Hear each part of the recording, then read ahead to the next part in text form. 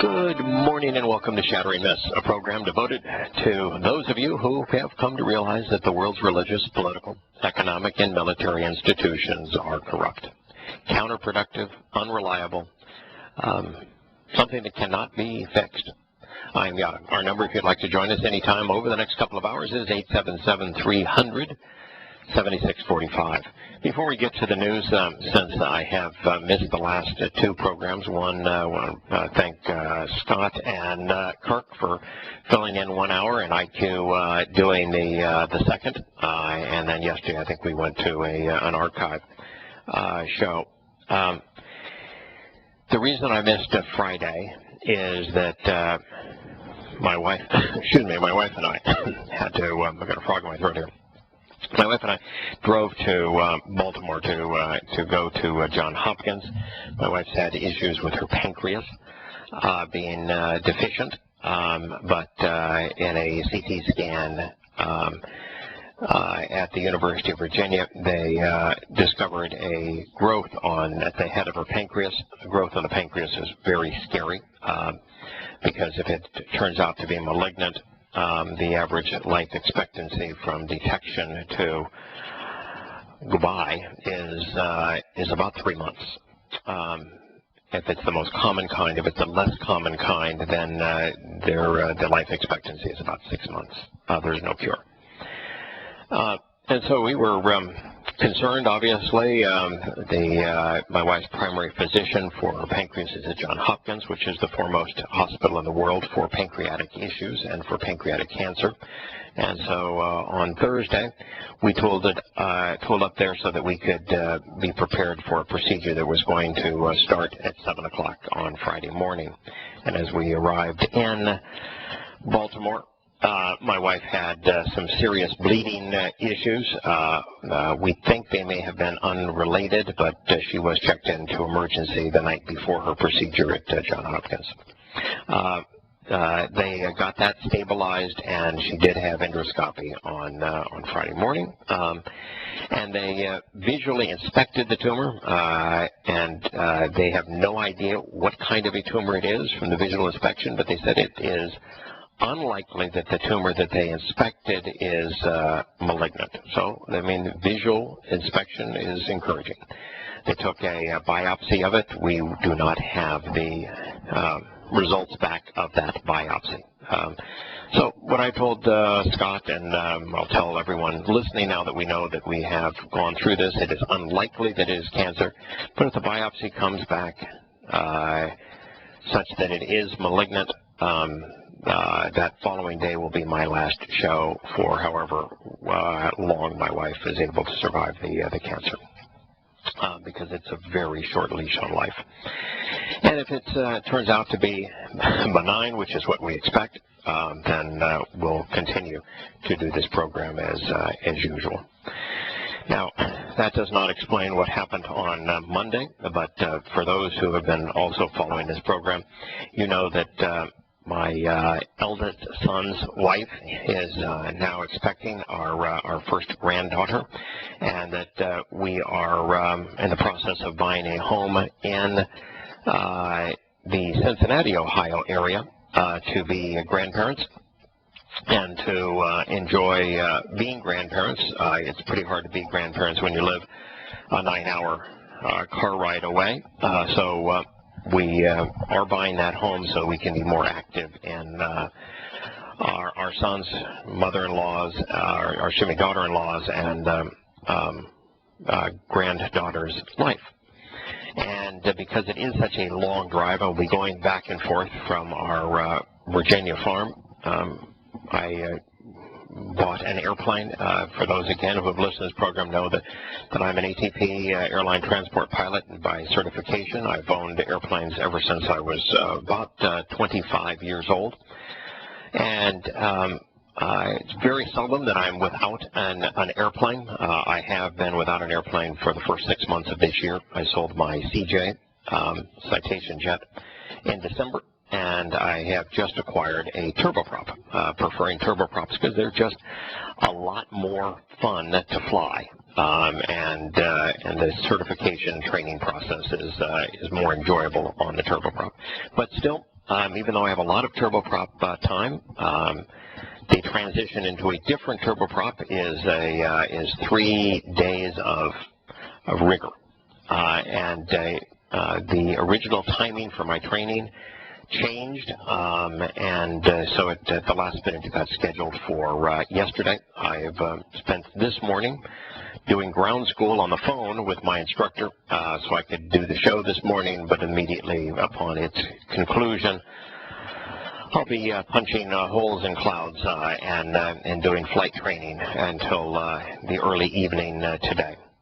So that is what I'm doing, and I'm doing that so that my wife and I can travel back and forth to visit our granddaughter and our son and his wife.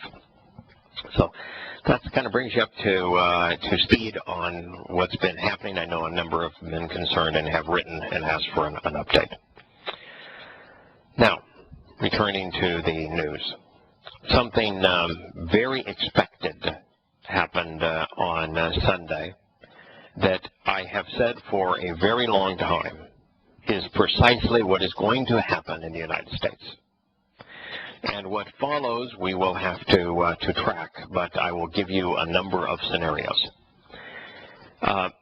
Greece has come up with having had a socialist government, and having even what they now would consider their moderate or mainstream or leftist government prior to it. It's nationalistic government. Even under that, it's kind of like America under the Republicans.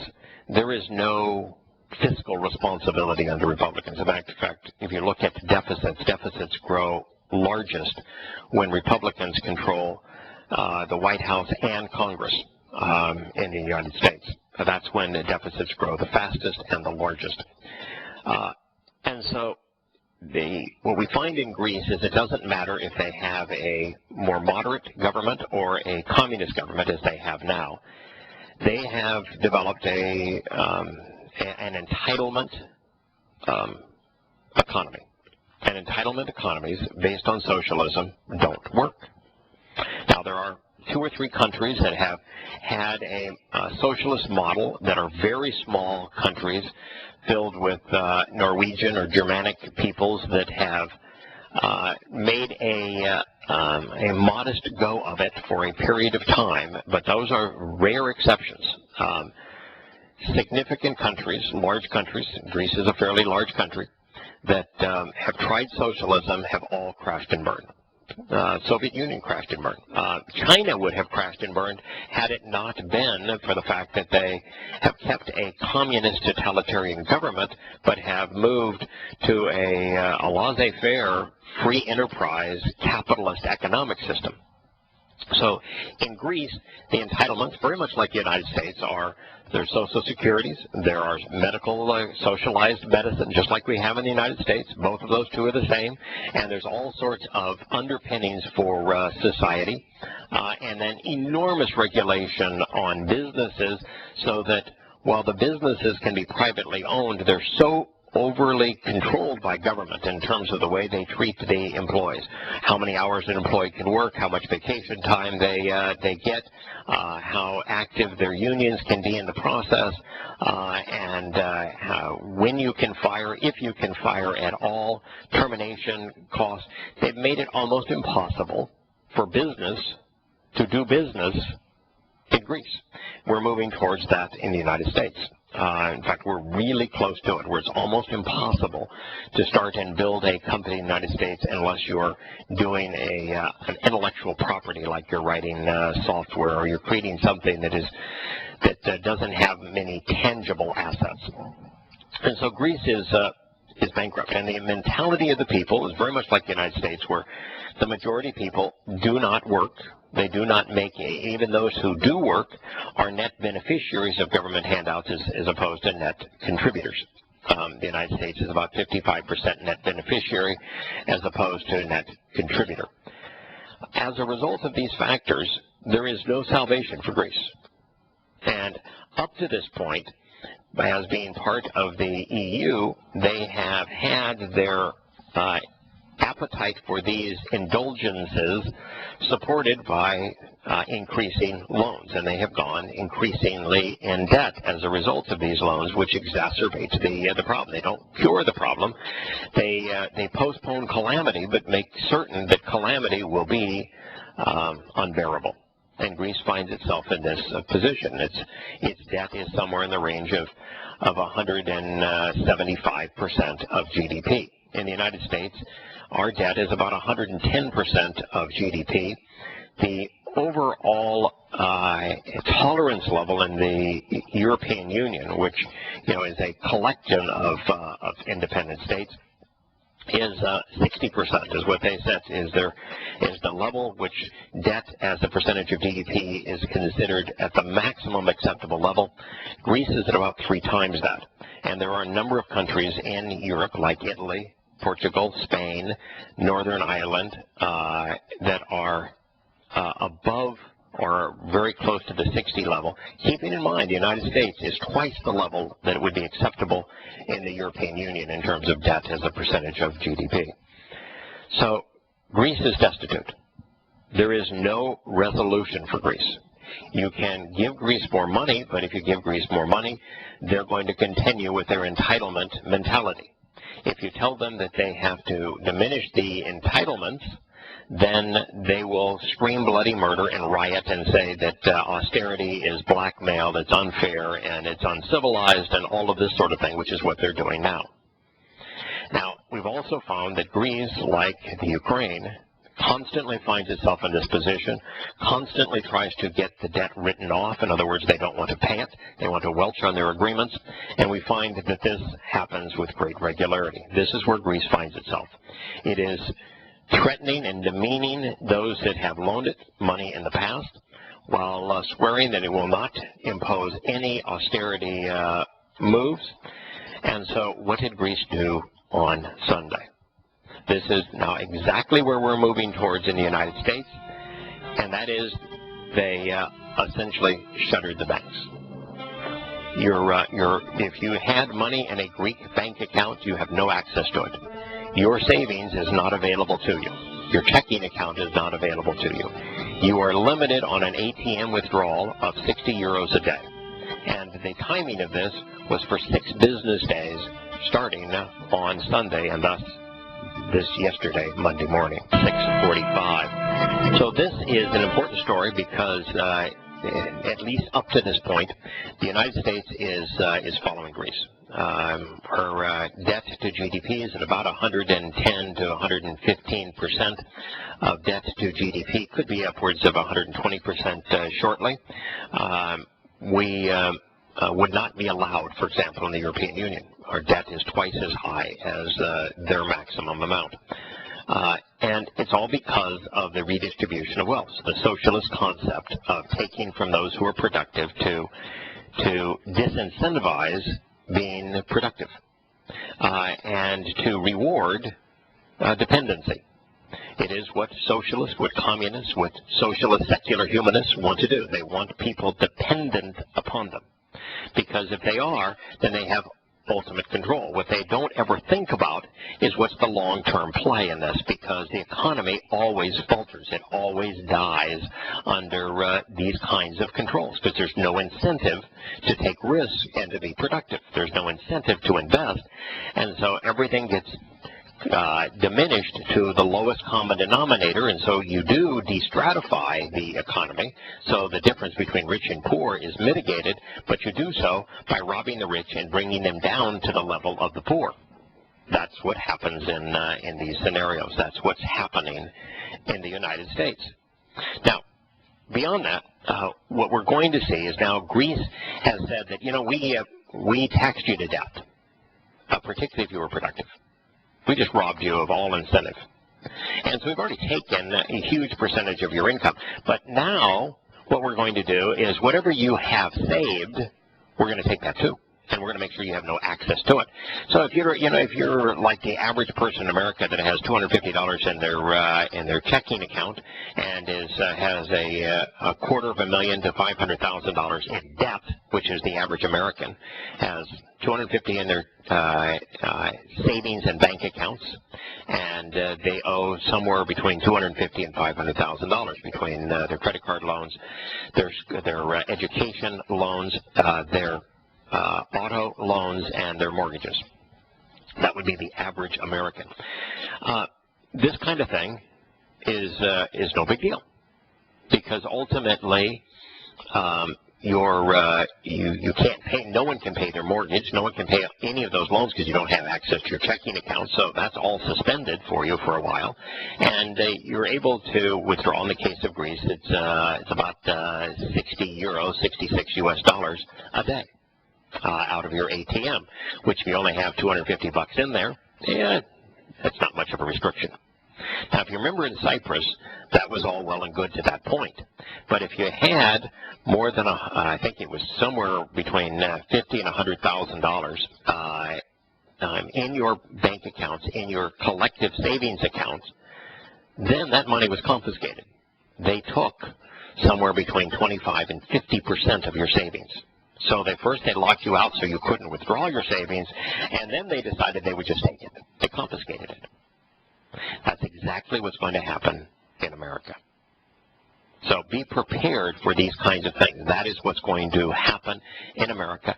And if Greece gets more debt, if they come up with a resolution, first of all, the citizens in Greece will know that they can no longer ever trust the Greek government, which voted in their cabinet meeting after an 8-hour session to shutter all banks for 6 working days. So you'll know that you can never trust the Greek banking system again, that you can never trust your government. Now, you should be forewarned, particularly if you listen to the show, to know that you should never trust them anyway. But now you have absolute and current proof that they will lock you out of your savings. So what are you going to do if you have savings of more than $50,000?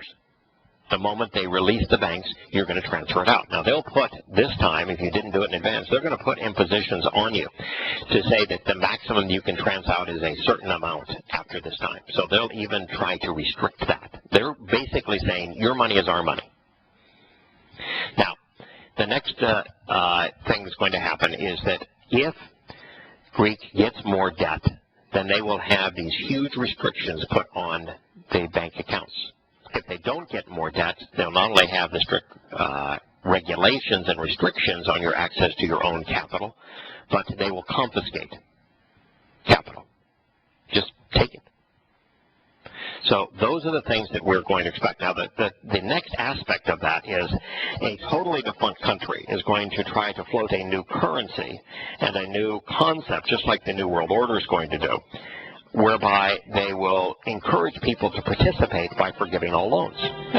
The old currency is worthless. They were enumerated in the old currency. If you forgive all loans, you'll get the vast preponderance of people to accept the new monetary system, to sign up for it, even though it will mean pledging your allegiance to the new cadre of leaders.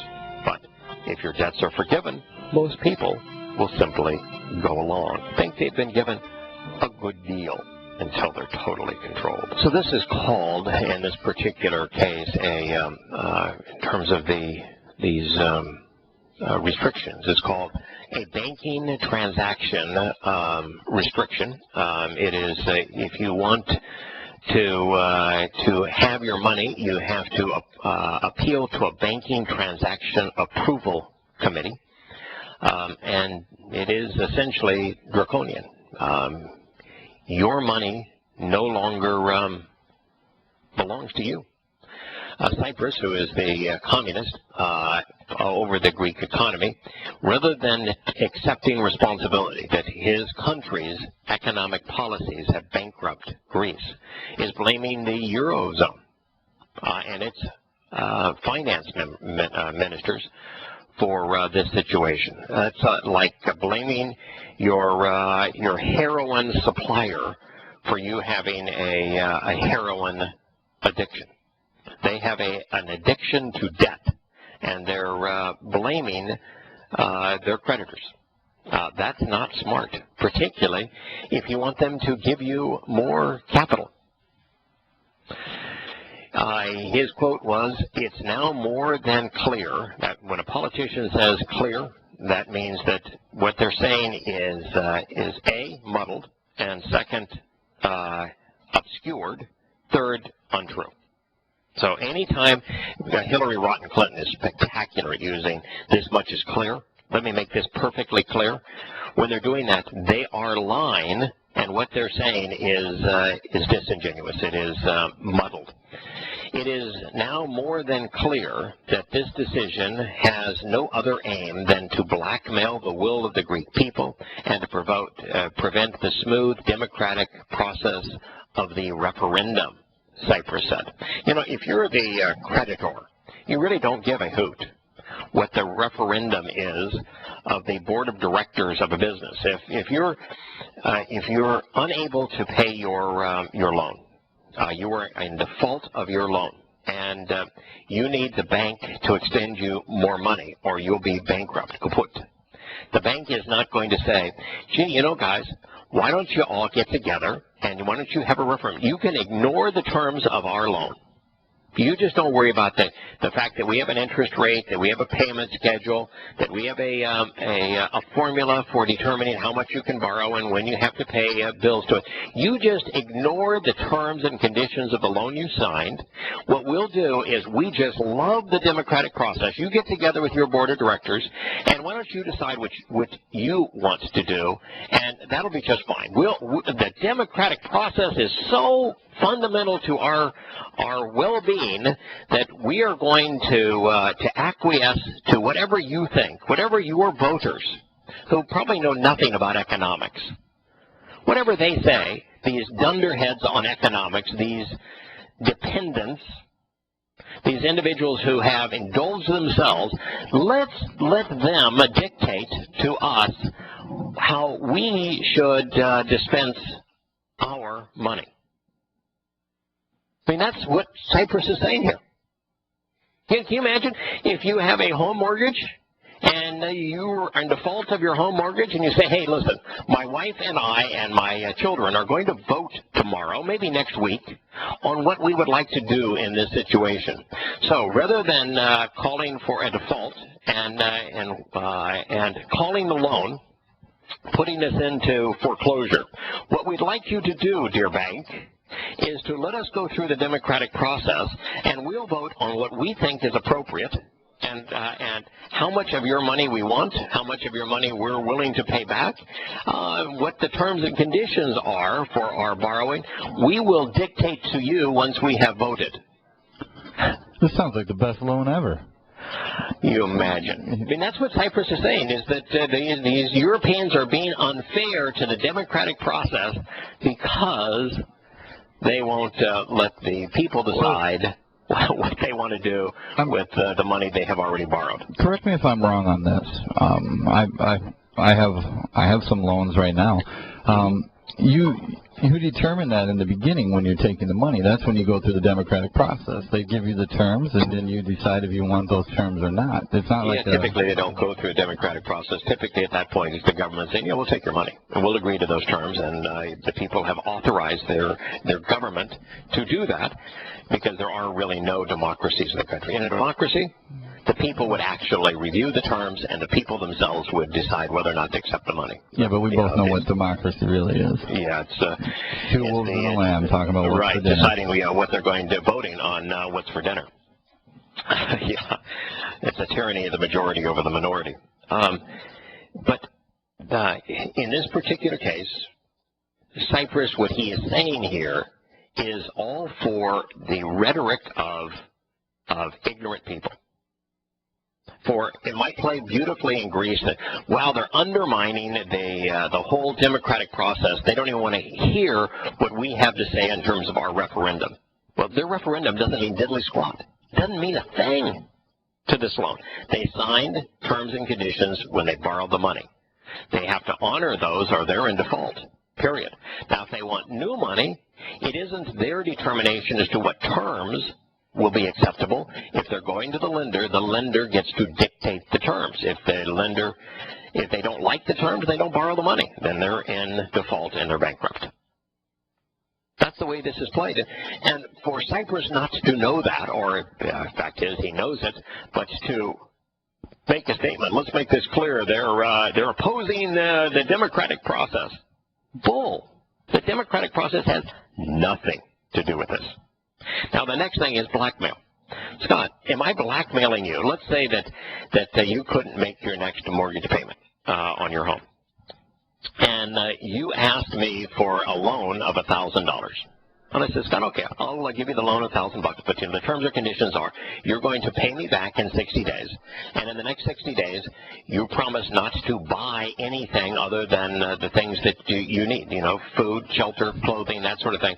You're not going to go out with my $1,000 and buy put it as a down payment on a new set of golf clubs. I can't take that $1,000 and tell you about a trip that I'm taking? Nope. Oh, okay. So terms and conditions is you have to apply this to your mortgage, and that you don't buy anything extravagant in the meantime. But I'll loan you the $1,000. I accept your offer, but you're really impinging on my I know, I really am. I really am. Okay, well, then I'm not going to loan you the money. Okay, so I loan you the money. No, you can't do that. That's also impinging. Okay, then in 60 days, I've loaned you this money, and I said, okay, Scott, you promised to pay me back in 60 days. I want my money back. And you say, no, you're blackmailing me. How would I be blackmailing you? In fact, let's just say that at 60 days you say, not only can't I pay that $1,000 back, I need another $1,000. And now you know that I spend it on golf clubs. And I'm going to promise you this time that I'm going to really spend it on my mortgage. Trust me on this. But I need another $1,000. Now, if I refuse to give you another $1,000, would that be blackmail? No, it wouldn't be. And so how is it blackmail in the case of Greece? That they're now going to the Euro zone representatives and say, you need to give us another $30 or $50 billion. We're not going to pay back the existing money. We've welched on all the terms and conditions. We violated the contract. But now you either give us more money or we're going to pretend that you're blackmailing us because you're not willing to give us more money? That's blackmail? I mean, how can you use words so erroneously as a representative of a country like this, and without the people themselves saying, or this journalist saying, okay, this is what he said, but look how ridiculous this is. But the journalist doesn't know it. They can't think it through. They say, well, yeah, a democratic process. He's got a point there. Those bankers, they're bad. So what they would do is they do the same thing they always do. Oh, what, are you against democracy? Are you against democracy? Yeah, I am against democracy, as a matter of fact. But for lots of educated reasons. Now, he says they will not succeed. They're already succeeding. The problem is that Greece is not succeeding. So rather than saying they will not succeed, why doesn't he tell the truth and say, we will not succeed? These moves will have the exact opposite effect. They will make the Greek people more determined in their choice to reject the unacceptable, the proposals and the ultimatums of the creditors. So you want to reject put it back to us again. If I offer you the $1,000, but I say, here's my proposal, and you say those proposals on I can't buy the trip to Hawaii with the money that I promised would go towards my mortgage, and I can't buy the new set of golf clubs, that is unacceptable to me, then you think I'm going to loan you the money? And if you agree to those terms and then change your mind and are dishonest, you think I'll ever loan you any more money? Hey, Glenn, do you want the same deal? No, but I'm empathetic in different ways to both parties on both sides of the equation to some degree. Oh, go ahead. Tell me the Greek point of view that is that the bad bankers in the EU are taking advantage and blackmailing them. Well, here's one problem. If somebody steals your credit card out of your wallet, or now we hear about electronic pickpocketing and stuff, when you're a president or prime minister, vastly exceeding his authority, colludes with foreign banks such as Goldman and Sachs and J.P. Morgan and such to subject your country to perverse derivatives debt. That is really odious debt. I mean, I kind of get that, that there is an internationally recognized concept of odious debt. So when Papandreou illegitimately, took the credit card of the Greek people and racked up a bunch of debt on it with foreign banks in the form of derivatives. Where was he spending the money? Where did the money go? It went to the people. It went to the people to provide indulgences that caused the people to endear themselves with the leader. He gave them the money. He gave them the money. Now, then the other problem I have with the whole monetary system since they took the money, they really don't have a complaint that their previous leader borrowed money on less than ideal terms, because, by the way, there may not have been anybody willing to loan them money on normalized terms. Right. When you're desperate, you find that the loan shark is the only option in town. And he may take 30%. But it's either 30% or you find no one that's a standard lender willing to give you money because of your past performance. That was the situation of Greece. We'll be back. The government, of course, in Greece is urging Greeks to vote against the proposals to loan them more money, which means that Greece will be in default. The government is saying that the terms are humiliating and that they will prolong the country's financial crisis. Yes, to get more money will prolong the financial crisis. Sure. That makes perfect sense. So, Glenn, do you think that the Greeks have another beef? They have a legitimate complaint, and clearly they're not being blackmailed. And clearly the democratic process is irrelevant here. Greece is not even a democracy.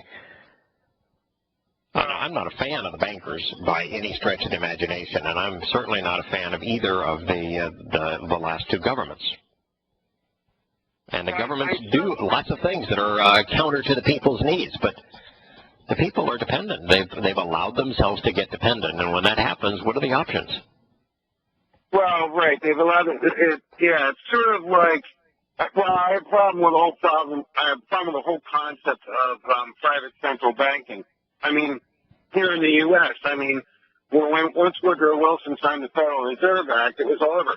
You talk about unproductive. There's nothing more unproductive than a private central bank that does nothing but enters numbers in computers and thus pretending it hasn't created money. Well, of course. Quantitative easing in America. Yeah, quantitative easing in America.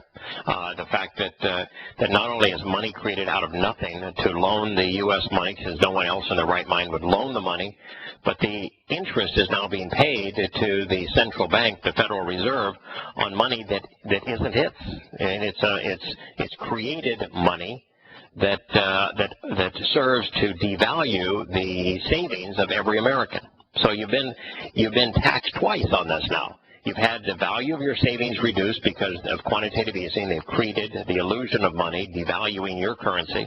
And now, on this illusion of money, they're charging interest.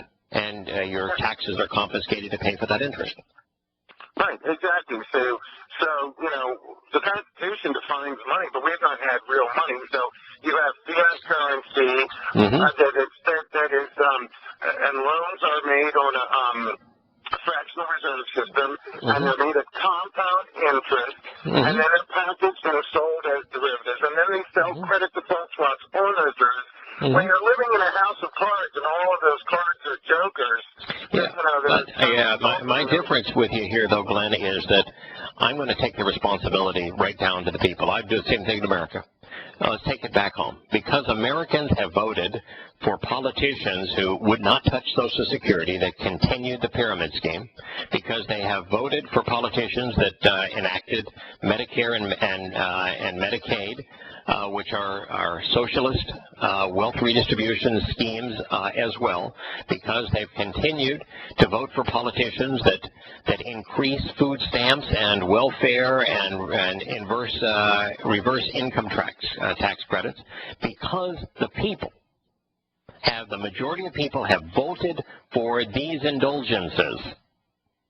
They have brought this debt and this kind of banking system upon themselves. It's the only way that you can have people vote for the indulgences and have those indulgences funded, is to create the illusion of money, the funny money that you're describing.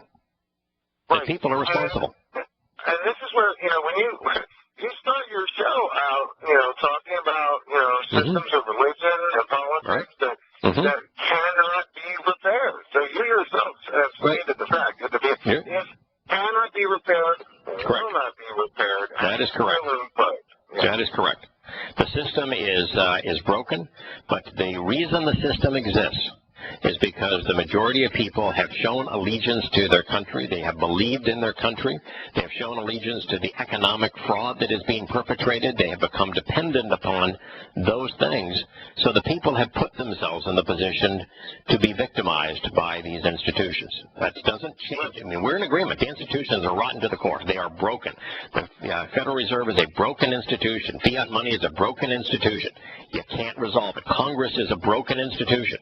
Democracy is a failed concept.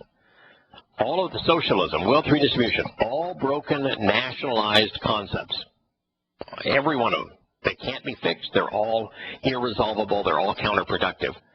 But they exist because people have allowed them to exist. They voted for those individuals who promoted these kinds of bankrupt ideas. And I think it's more than interesting. Yahowah himself, understanding the fallen nature of man, instituted the Shemitah and, the Jubilee to create adjustments for just these types of things. I love it. Boy, do I ever agree with you there. The Yobel, which has been corrupted to Jubilee, but the Yobel, every 50 years, where all debt is forgiven, all slaves are freed, and property is redistributed. So in your lifetime, you can try to build, but at the end of your life, it is all starting over again. It's the right way to go.